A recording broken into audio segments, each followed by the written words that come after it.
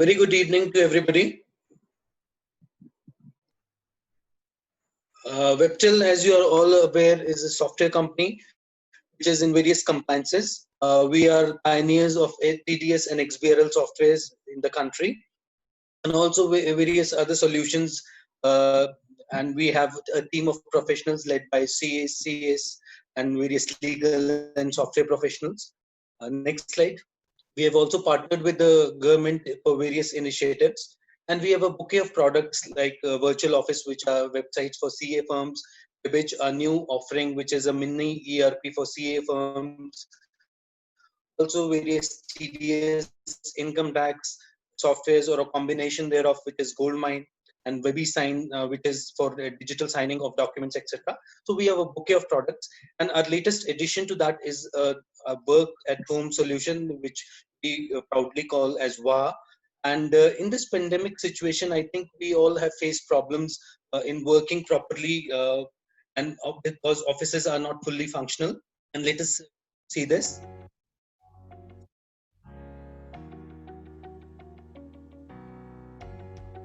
Social distancing is a new norm in the unprecedented situation. Stay home, stay safe. While safety is a big concern, how long can we wait for the situation to become normal? How to keep working while taking necessary precautions is a challenge for everybody. We need a utility to let us work at home. What is WA or work at home?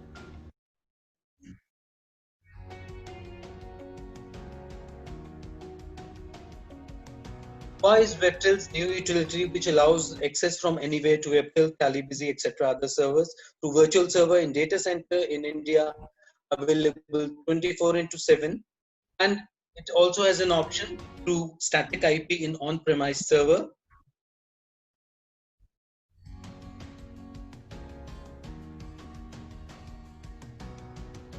Now the question would be how WA works. Let us see. Get server access through WA. Softwares like Tally, Busy, Webtel, etc. installed on the server only. Only WA installed on employee PC, no need for other softwares. Employees can get anytime, anywhere access to softwares on server, and access to user as per need to use basis.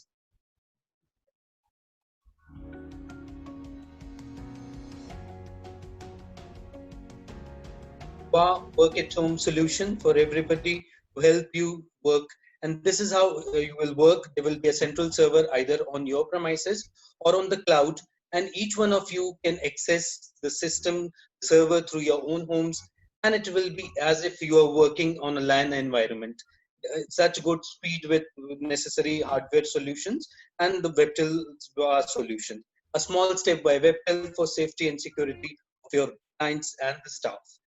Now this QR code is there, which you can scan on your mobile phones if you want to know more about WA utility. And already many of our CA friends and advocate friends, other professionals have already started working from home, and on a very limited basis they go to offices, and they are able to work at home using WA utility. So you can use your mobile phones scanners to scan this QR code and know more about this WA utility. Thank you. The next speaker of the day, ladies and gentlemen, is Advocate Kapil Sharma, a partner at Lakshmi Kumaran and Sridharan Attorneys. He's involved in transaction advisory practice of the firm. He has more than 12 years of experience in indirect tax advisory. He has advised clients on a wide range of indirect tax matters, including matters pertaining to goods and services tax in India. He specializes in structuring business operations, devising supply chains, identifying and advising on tax efficient business models, reviewing tax compliances, cross-border structuring, as well as structuring of business transfers, joint ventures, and foreign investments. He's also an active member of various trade associations. And at the advocacy level, he has been constantly helping various industries in the capacity building for the implementation of GST in the country. He's been an active speaker at various national and international seminars, workshops, and conferences organized on indirect taxation. I would request everybody to listen to Kapil Kumar Sharma ji, we welcome him. you, Rajiv ji, for the kind introduction. And I would like to take the opportunity of thanking the platform and the effort made by both WebTel and CGPI for collating so much of people for sharing of the knowledge, which is a wealth actually to be shared. And wishing on this very special day to all the professional colleagues of mine a very successful tenure ahead. And as Vimalji also pointed, we have to resolve that in this struggling time, we need to pass on the best that we can in terms of knowledge and enhance whatever possible aspects that we need to brush up in terms of knowledge.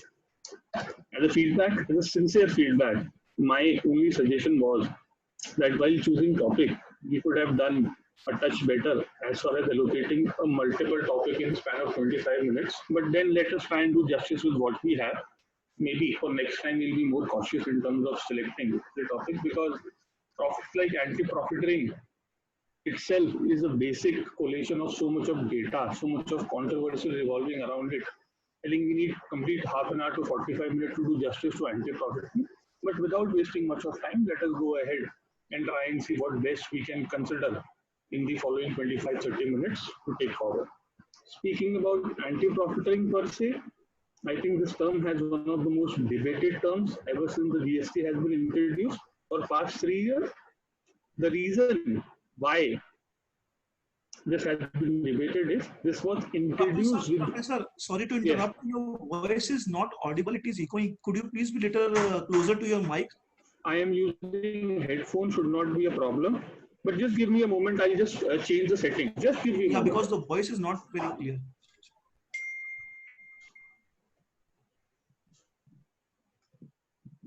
Are you able to hear me properly?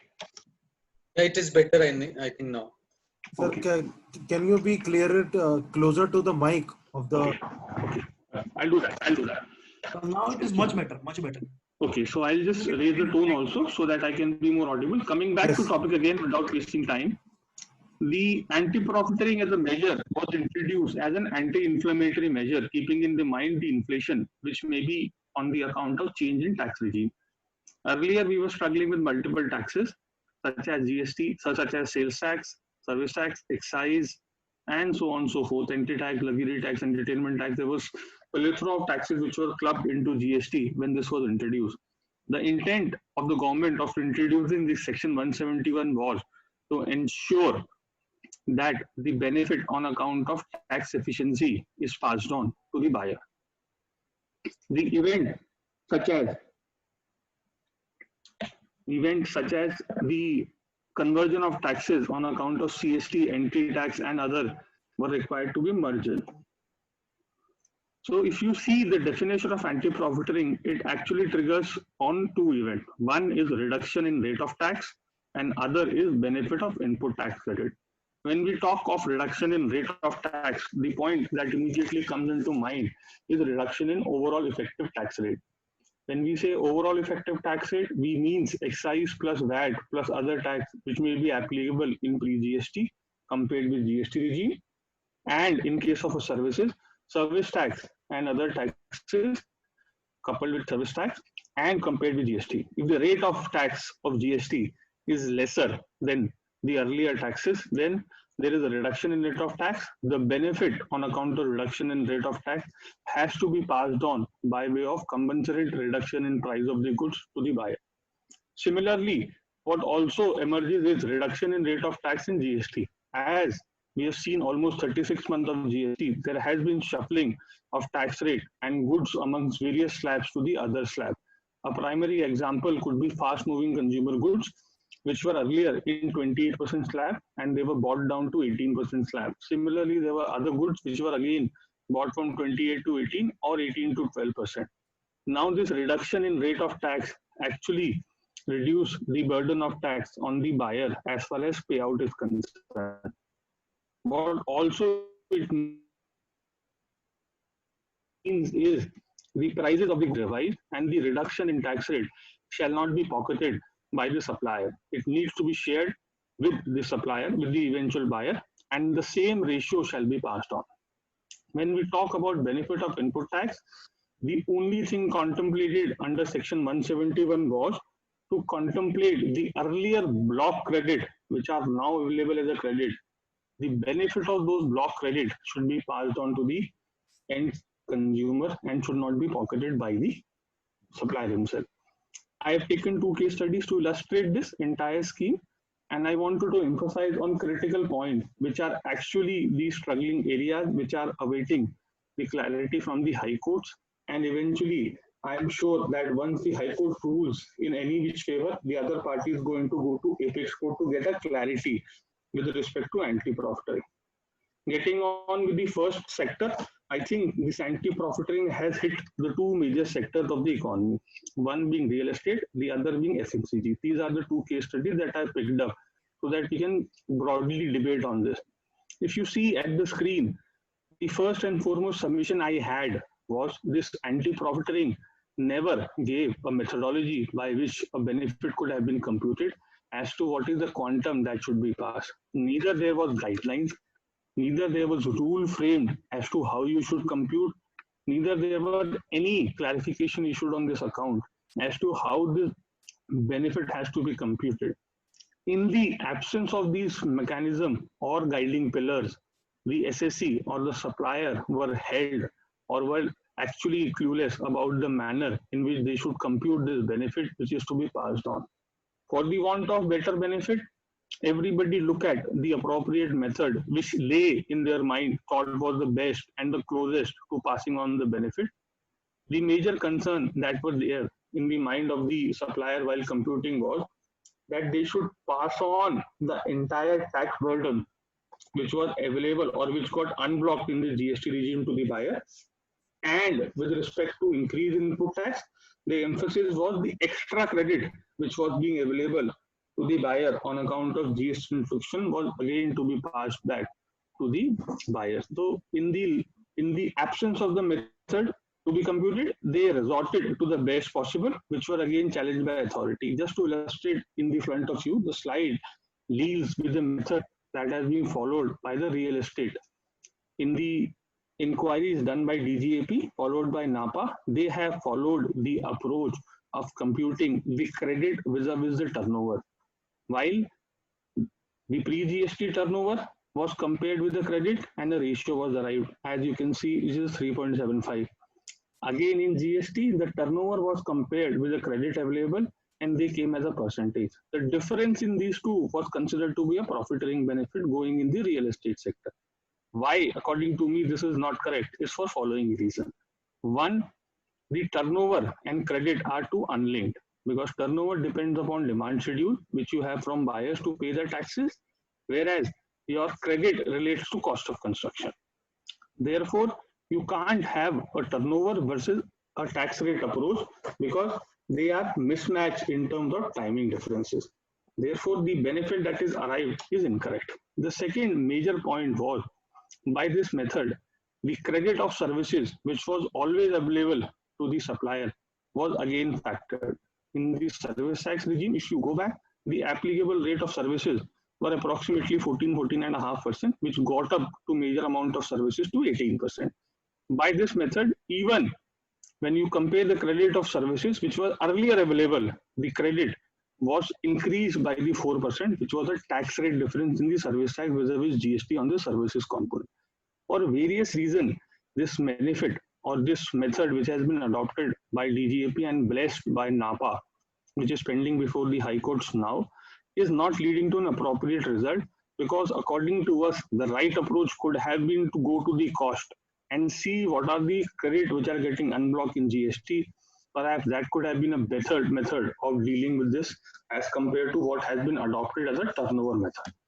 Getting on to the second sector, FMCG, you may see very clearly that the method adopted by the SSC in this case was passing on a percentage of a benefit which is based on the tax incidence. So SSC was taking the applicable taxes at an average rate in the pre-GST regime, then comparing with the price, same he was doing in the GST regime. So he was computing the tax incidence based on percentage of price and passing on the benefit of the anti-profiteering to the buyer. If you may clearly see the screen, you may be able to find out that the MRP under the GST was higher. So was the discount which is given in the B column, which was much higher. The authority was actually not accepting these kind of consideration because they have debated various items in this manner by which they have come upon the major observations. The major observation, when you collate the FMCG sector as well as the real estate sector, are as follows. According to me, there are critical 5 or 6 points. I'm trying to address each of them independently.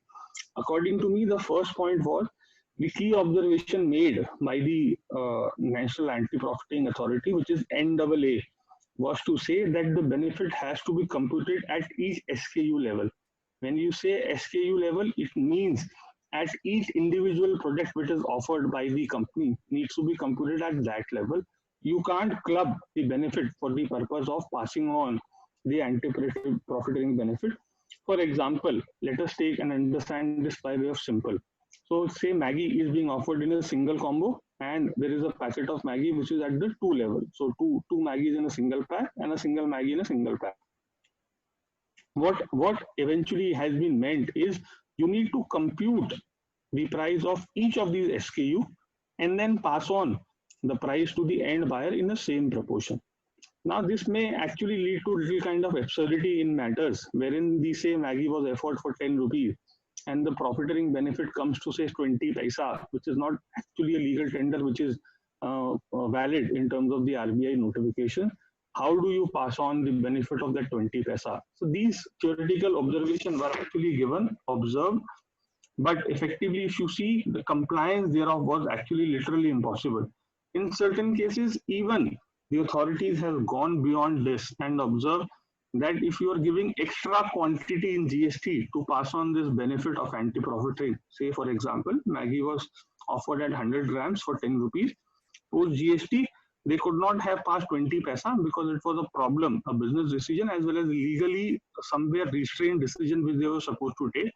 They increased the quantity from 100 grams to 105 grams per se.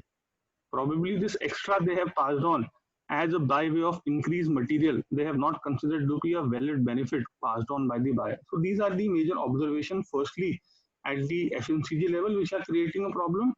Second point, which I feel is the most important point, which is there in the Whirlpool decision that we have seen a while back, was the cost of raw materials, inputs that are independent of the computation of your price or the benefit that you have passed on.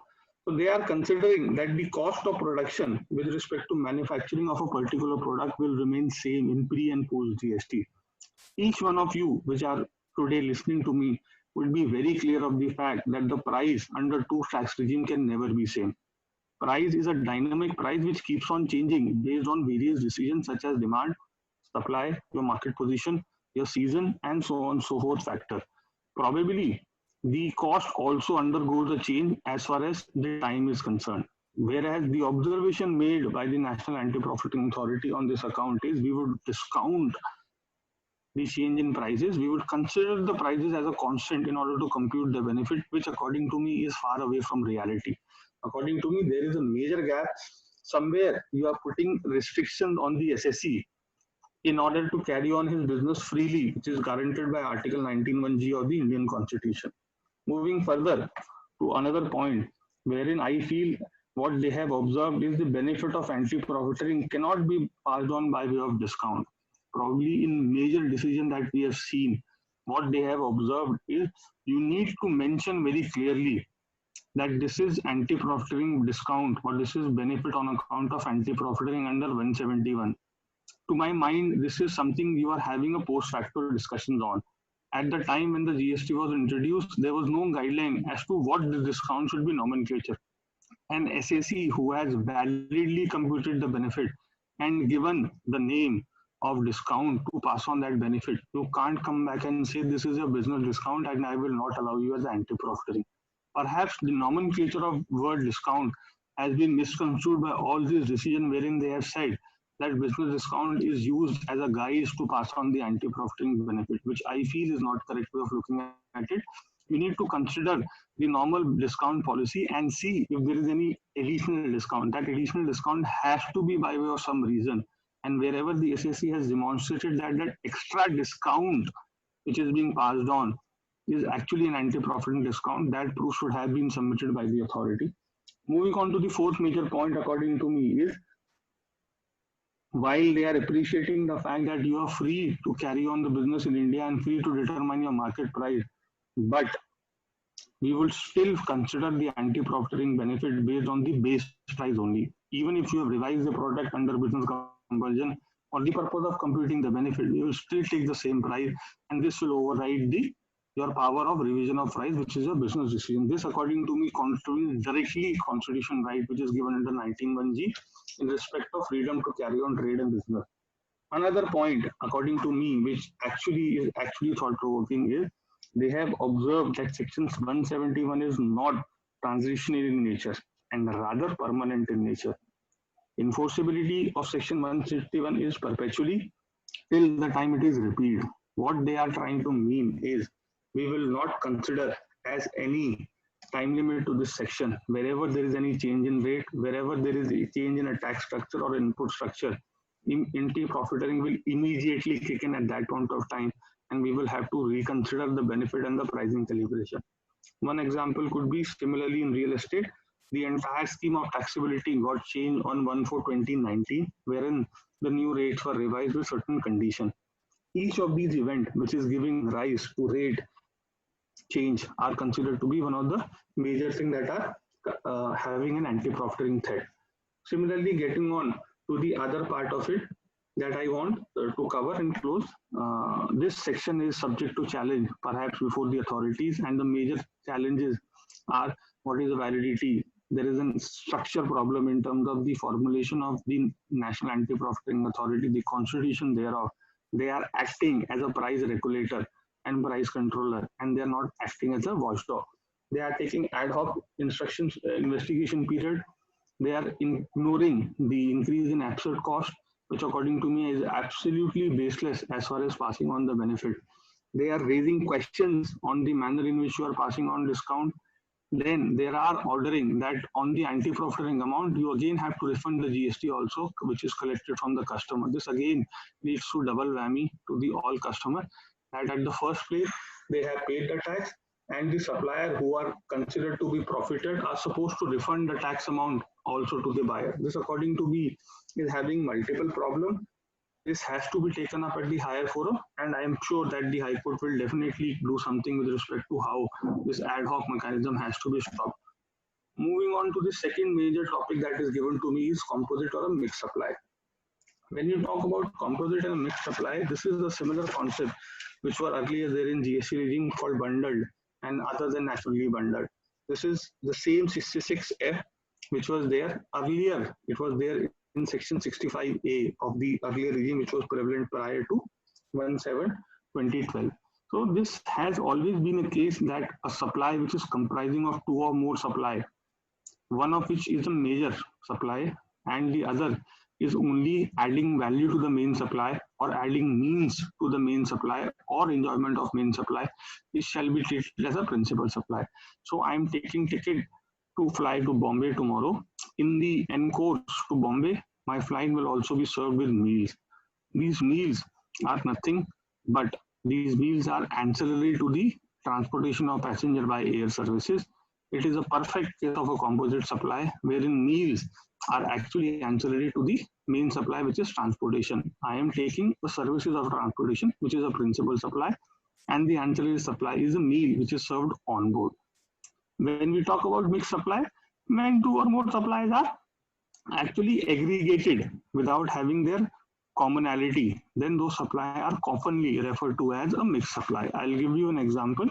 We may go and do a packing for a gift hamper. We may pick up a chocolate, a box of a juice, so on and so forth. Now this is a mixed supply that we are going as per our own example and getting the box done.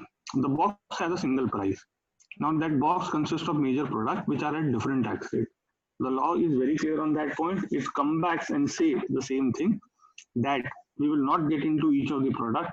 Since you are charging a single price for an entire bucket and that bucket has major goods, we will pick up the good which is having the highest taxability on the particular bundle, and then the entire bundle will be taxed at the higher rate. This is what is concept of mixed supply.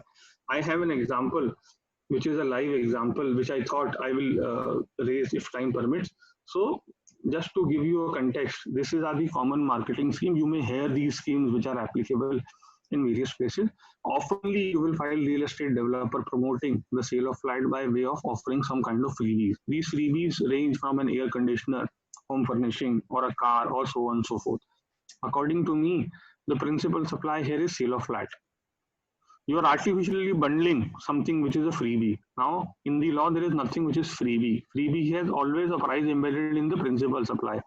So when you are buying a flat of 2 crore, by which you are given a car, say of 20 lakh rupees, this 20 lakh is not actually free. The cost is embedded in the price that you pay for your product, which is the flat in this case. The question is, what will be the applicable rate? Now go back to the definition of the main supply that we were discussing, whether it will be mixed supply or not. Yes, they are not naturally bundled, they are combined together. In this case, since it is charging a single product, say 2 crore for a flat, that is a single price which is charged for both flat as well as car. Car attracts 28% plus the other cess, whereas the GST on the flat is 12 or 5% as the case may be. What the law will tomorrow come back and say that I will tax the entire flat at 28% plus compensation cess and not at 5% or 12% applicable to the flat rate. Therefore, the problem of composite and mixed supply needs to be looked whenever you are bundling two supplies. Just be sure on this point. Otherwise, you may have to bear a drastic consequence with respect to this.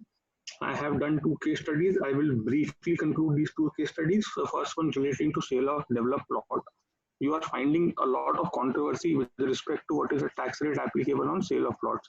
When we talk of sale of plot, generally you are not going and buying an agricultural land. What you look at is a sale of a developed plot. When you say developed plot, why it is developed? The difference between agricultural land and a developed land is it undergoes a transformation wherein the amenities are added to an agricultural land. The process goes like this. The land is first converted from agriculture to the plotted land. On the plotted land, you bring up the various amenities such as common road, sewage, transportation, pipeline.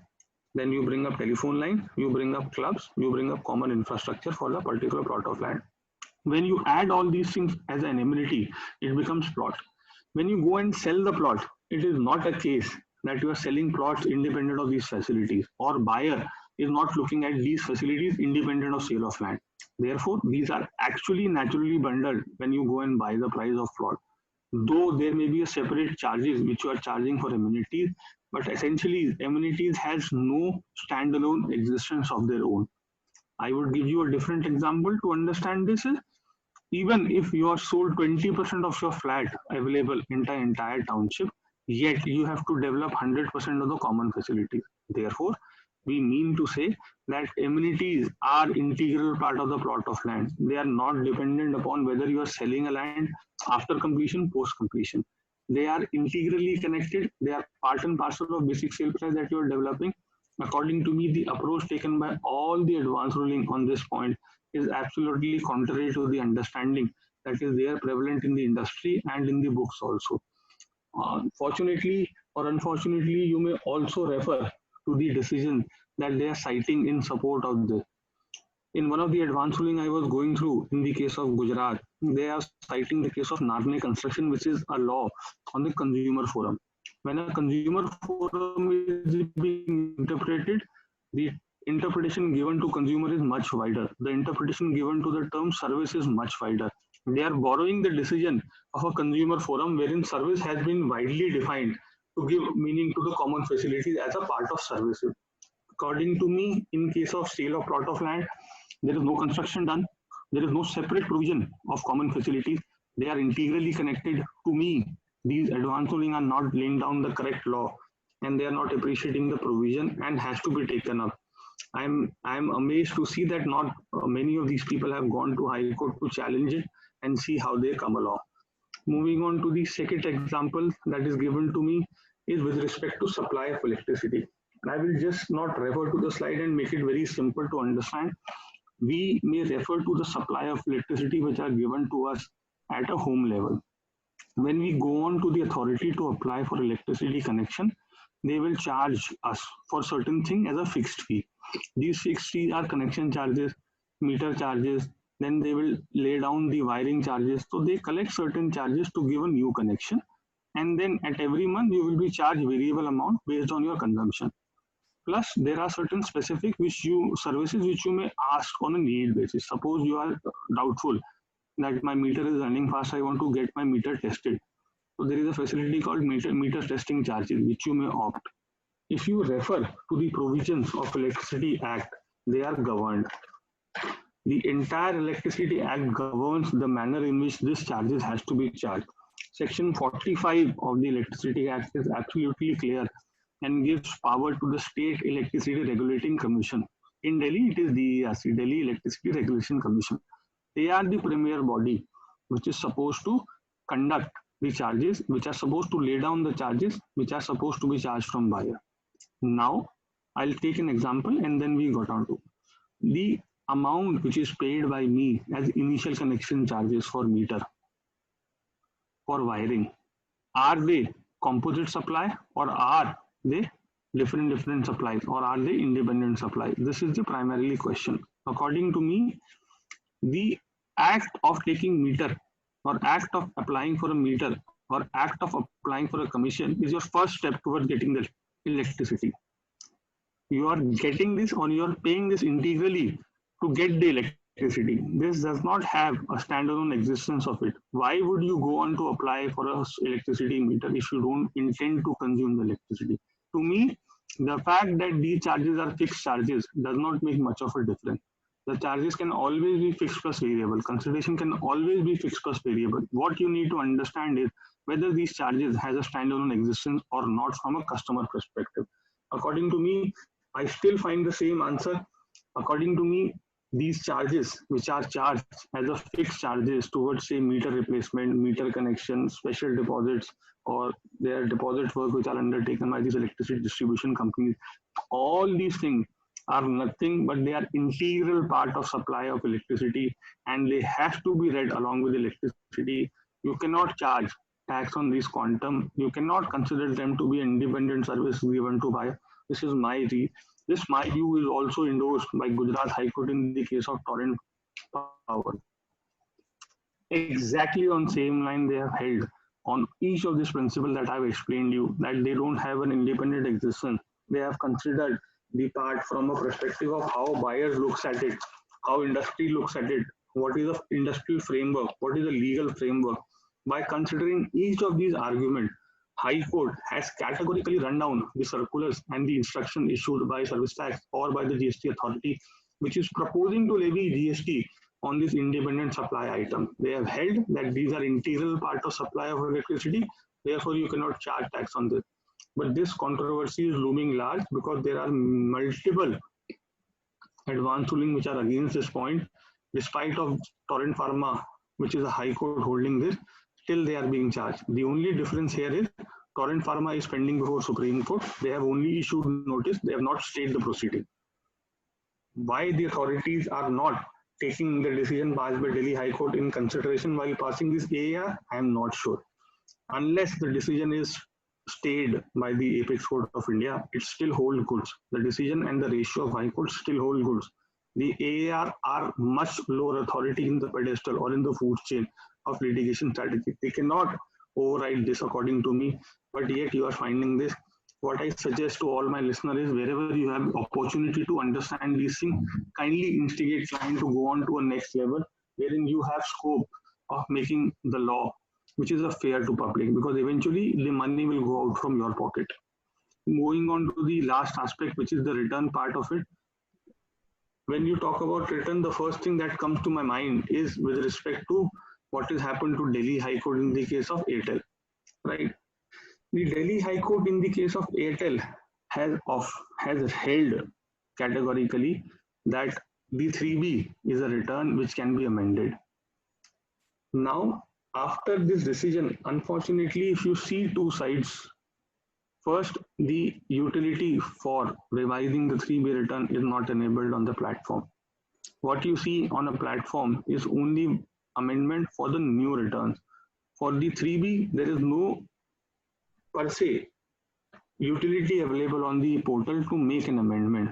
How this will be affected, it has been a decision has been rendered almost 3 months now, but no step has been taken in order to provide this facility. Second thing that comes to my mind is with respect to how should you be able to treat these taxes of which have been paid by the SSC, say in the Airtel case, July and October, July, August, and September taxes, which are excess paid by Bharti Airtel for a period when they had the input tax credit, how they will be applied as a refund under Section 54. Will government consider timeline of 2 years, or will they consider that this refund arises out of the order passed by the court? Therefore, the 2 years will apply from state. So for refund also, you see a challenge in authority going back and giving you refund. One major thing which I was wondering with respect to this decision is in the context of the claim which is made by department on account of mismatch. So they are asking you to reconcile your two-way return with your input register. Wherever they are matching, wherever the 3B is not matching with 2A, what they are saying, we will not deny you credit as these taxes has not been paid. According to me, these kind of cases run down to the scheme and they help you to defend the position stating that 3B is not actually the return, 2A is not the mechanism which was prescribed in initial law. As and when this law was introduced, the scheme was having GSTR 1, 2 and 3. The 2 and 3 was never introduced. Therefore, this mechanism of matching 2A with 3B is something which is created by department on their own, and it cannot hold ground as and when contested before the department. Definitely, this ratio of Airtel will help you to defend those claims wherein department is reversing the credit or proposing to reverse the credit based on the mismatch on the account of this. Another important thing I thought I will touch upon was with respect to section 16.2. If you refer to this condition for availing the credit at the hands of recipient, you will find one condition wherein they're saying if the tax has actually been paid to the government, only upon fulfillment of this condition we would allow you the credit. To me, if you read 16.2, all the conditions which are there are from the perspective of recipient of services. These services are not from the recipient or providers end. This is the only condition which is available from the providers end to see that the taxes has been paid. If you read down the law, as you may be aware, there is no mechanism which is available with the recipient of services to ensure that the taxes thereof has been paid by the recipient. Only thing that you can check is whether the taxes which have been paid are reported in 2A or not. You may be very well aware that 2A gets auto-populated from GSTR 1. GSTR 1 is not authenticated proof of whether the payment of tax has been made, because tax payment can only be made in 3B and not in 1A. In the absence of any mechanism at the end of the recipient to ensure that the taxes are paid, keeping in mind, according to me, this condition is far-fetched. And you may also like to refer to the decision which has been recently passed by the Honorable Madras High Court and the other High Courts on the similar point, wherein the similar condition was read down in the context of the earlier VAT regime, wherein this condition was, similar condition was there. Perhaps you have a very well lead which you can take from those decisions, which you can definitely use. I will touch only one more topic and then I will conclude because I understand there is a paucity of time. Another interesting thing that Kapilji would request you to conclude in the next few minutes because I'll conclude in last topic, 2 minutes, only 2 minutes. Okay. I'm only touching on a very interesting aspect. Sure. Many of us are aware about the MSME Act and the condition disposed by the MSME Act, wherein the payment to the MSME supplier has been mandated to be made within the period of 45 days. Now, I'm just evaluating the similar kind of condition wherein you are supposed to pay taxes along with the base price to the MSME Act within 45 days, but you don't have a wherewithal to ensure that the MSME supplier has paid tax to the government. The problem is even more worse in the case wherein the supplier pays tax on a quarterly basis. Because if you have to read down this condition under 16.2, then you have to give it a natural meaning. The only point I'm trying to emphasize is the condition of tax paid has to be seen qua the provider.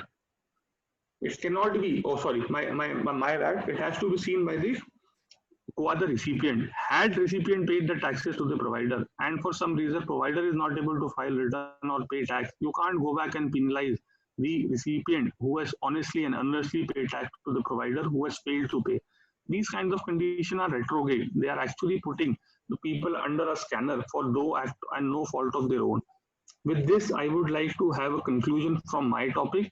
I will be happy to take on the question which are there in the answer. I again sincerely thank all the organizers for putting across a wonderful show and having so many people. Thank you so much, sir. Thank you, Kapilji. It was a wonderful deliberation, and I think many of the doubts of the people were cleared.